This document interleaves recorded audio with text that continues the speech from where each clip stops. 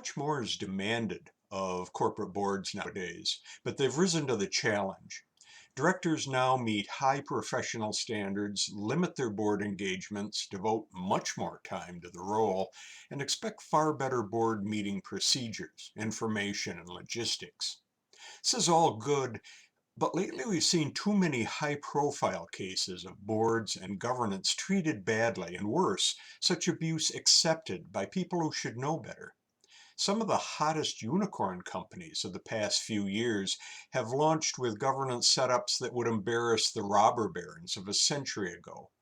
Most often this involves a founder convinced that he's master of the universe and viewing the board as his minions. A year ago, Elon Musk was scaring investors and regulators for his various cool tech companies with wild pronouncements and behaviors until regulators stepped in. Travis Kalanick built Uber with a maniacal vision, but also abusive behavior and shady business practices. A new book on Uber's travails, Super Pumped by Mike Isaac, quotes Kalanick in a meeting on how the company's board would respond to his misbehavior. Kalanick said, "The board is irrelevant. I handpicked all these guys. They do what I tell them."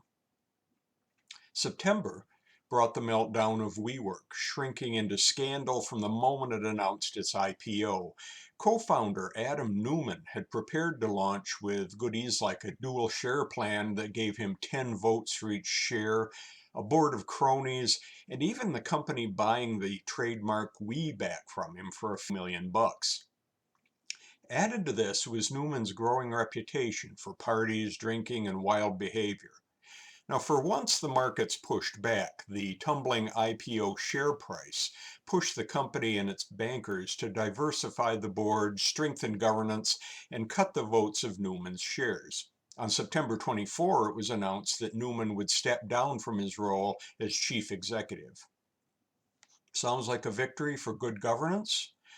The same announcement said that Newman would, however, stay on as chair of the WeWork parent board. Now think of it. He's too flaky and conflicted to act as CEO. So let's bump him up to the chair of the board. He'll be harmless there, right? If we treat something with contempt, it's likely to prove contemptible. And despite all our talk about newly empowered boards, we're still too willing to view them as irrelevant. I'm Ralph Ward from the Boardroom for October.